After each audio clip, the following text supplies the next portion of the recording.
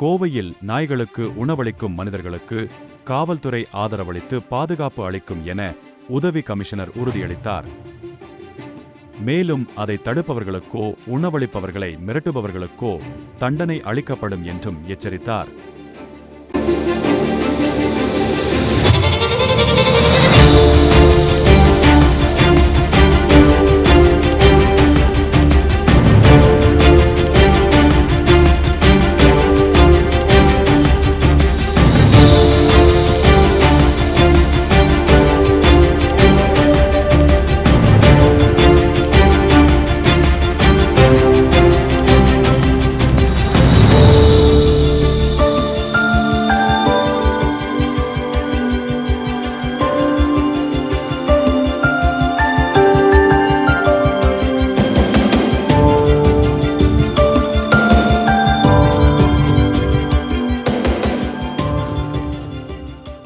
என் பேர் செலினா.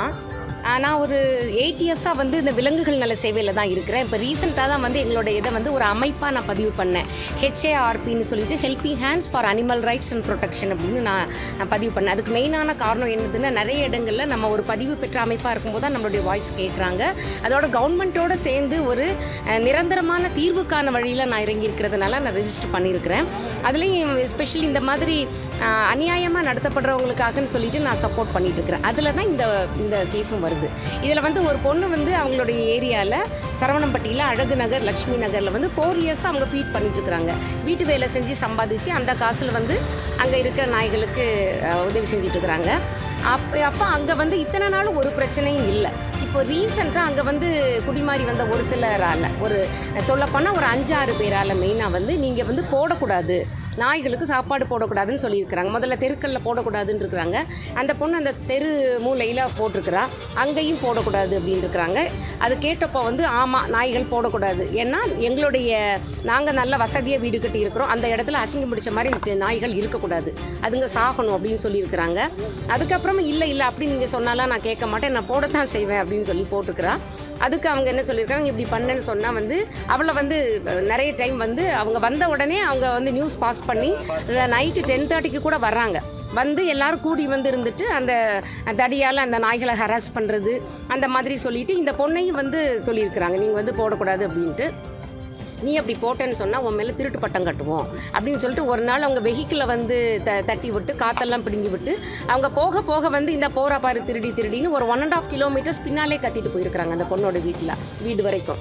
அதுக்கப்புறம் என்னதுன்னா, அவங்களோட ரெசிடென்ஸ் என்கிட்ட சொன்ன விஷயம் என்னதுன்னா, இத்தனை நாள் வரைக்கும் அவங்களாம் 15 இயர்ஸ் 20 இயர்ஸாக அந்த இடத்துல இருக்கிறவங்க, இத்தனை நாள் ப்ராப்ளமே இல்லை மேம், இப்போ தான் ரீசெண்டாக இந்த மாதிரி பண்ணுறாங்க, நாங்கள் எல்லோரும் இருக்கிற விலங்குகளை பார்த்துக்கணும், ஸ்டெரிலைஸ் பண்ணணும், அந்த அப்படிங்கிற எண்ணம் உள்ளவங்க தான். இந்த பொண்ணு சோறு போடுறது எங்களுக்கு ரொம்ப சந்தோஷம்தான். ஆனால் இவங்க என்ன பண்ணுறாங்க, ஒரு சிலர் வேகமாக காரை ஏற்றிட்டு நிறைய நாய்களை கொண்டிருக்கிறதா சொல்கிறாங்க. அந்த மாதிரி குட்டி போட்டு இருக்கிறத அப்படியே ரேஷாக டிரைவ் பண்ணி கொண்டுட்டு போகிறாங்க. நாங்கள் பார்த்து அதை ட்ரேஸ் பண்ணுறதுக்குள்ளே போயிட்டாங்க. ஒரு குட்டி தப்பிச்சு இருந்தது, அந்த குட்டியை நாங்கள் வளர்த்துட்டு வந்தோம், அதையும் ஸ்டெரிலைஸ் பண்ணலான்னு இருந்தோம். அதையும் வேகமாக கார் ஏற்றி அது 2 துண்டாக பிஞ்சு போகிற அளவுக்கு வேகமாக வச்சுட்டு போயிருக்கிறாங்க. அது மாதிரி ஹிட் பண்ணிவிட்டு எங்கள் கண்ணு முன்னாலே ஹிட் பண்ணிட்டு போனாங்க. இந்த பொண்ணு அதை சொல்லியிருக்கிறா. அதில் அவளால் ரொம்ப விளக்கமாக சொல்ல முடியல. ஒரு ஒயிட் காரு, அது Z முடியும், 110 நம்பர் இருக்குங்கிற வரைக்கும் சொல்லியிருக்கிறா. ஸோ இதனால் இதை இவங்க என்ன பண்ணியிருக்கிறா, இந்த பொண்ணு போலீஸில் ரிப்போர்ட் பண்ணியிருக்கிறா. 2-3 டைம் பண்ணும்போது அவங்க கூப்பிட்டு இவளை போடக்கூடாதுன்னு சொல்லி மிரட்டி அவங்க ஹஸ்பண்டையும் கூப்பிட்டு எழுதி வாங்கிட்டு அனுப்பிட்டாங்க. அது அந்த பொண்ணு ரொம்ப துக்கம் ஆயிடுச்சு. அதனால் அதை சமூக ஆர்வலர் ஒருவர் என்கிட்ட அதை சொன்னார். அப்போ நான் சரின்னு சொல்லிட்டு இதை நான் நடவடிக்கை எடுத்து 8ஆம் தேதி முதல்ல போய் கம்ப்ளைண்ட் பண்ணோம். அப்புறம் தேர்தல் வந்ததுனால அன்னைக்கு வர சொன்னாங்க, ஒரு 4 to 3 days பேக் வர சொன்னாங்க. அந்த இன்ஸ்பெக்டர் என்ன சொன்னாங்கன்னா, நான் இதை பார்க்குறேன், அந்த இடத்தையும் பார்க்குறேன், இது இவ போடுற சாப்பாடு சரியாக இருக்குதான்னு பார்க்குறேன் எல்லாம் சொன்னாங்க. ஏன்னா அந்த சாப்பாடுலேயுமே கூட நாங்கள் பொதுவாக எல்லா ஃபீடர்ஸுமே என்ன போடுவோம்னா, கோழி அதில் அந்த மக்கள் வேண்டாம் அப்படின்னு சில போர்ஷன், அந்த நெக்கு கால் அதெல்லாம் இது பண்ணுவாங்க. ஸோ அதை தான் நாங்கள் குக் பண்ணி போடுறது அப்படின்னு. ஆனால் அங்கே உள்ளவங்க அதை வேறு மாதிரி சொல்கிறாங்க.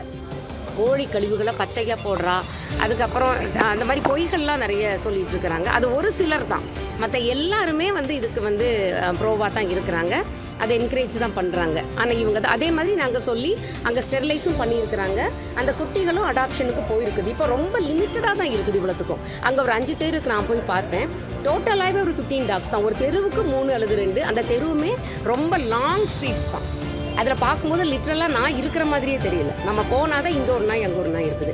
ஆனாலும் இந்த டாக் ஹேட்டர்ஸுங்கிற ஒரு குரூப், அதனால அந்த மாதிரி பண்ணிட்டு இருக்கிறாங்க. அந்த ஏரியாவாசிகளும் என்கிட்ட சொன்னது அதுதான். எங்கள் பேர் நான் சரவணம்பட்டியிலேருந்து வந்திருக்கேன். இந்த நாய்களுக்கு சாப்பாடு போடக்கூடாதுன்னு சொல்லியிருந்தாங்க. ஆனால் இப்போ வந்து போலீஸ் ஸ்டேஷன்லேருந்து கமிஷனரும் சாப்பாடு போடலான்னு சொல்லியிருக்காங்க. அவங்க போடலாம், தாராளமாக போடலாம். இது நம்ம கடமை, இது போடுறது நம்ம கடமை. அதனால் நீங்கள் போடலாம், யாருக்கும் பயப்பட தேவையில்லை, பயமுறுத்தக்கூடாது யாரும் சாப்பாடு போடுறவங்களேன்னு சொல்லியிருக்கிறாங்க. நாய்களுக்கு சாப்பாடு போடுறவங்கள எப்பயுமே பயமுறுத்தக்கூடாது. அவங்க சாப்பாடு போடலாம், அது அவங்க உரிமை, நம்ம கடமையும் போட அப்படின்னு சொல்லியிருக்காங்க. சாப்பாடு போடுறோம், பாவம் சாப்பிடணுன்னு தான் போடுறோம். 3 நேரம் நம்ம சாப்பிட்றோம், அதுக்கு ஒரு நேரமாவது நம்ம கொடுக்கணும் இல்லை, அதுதான்.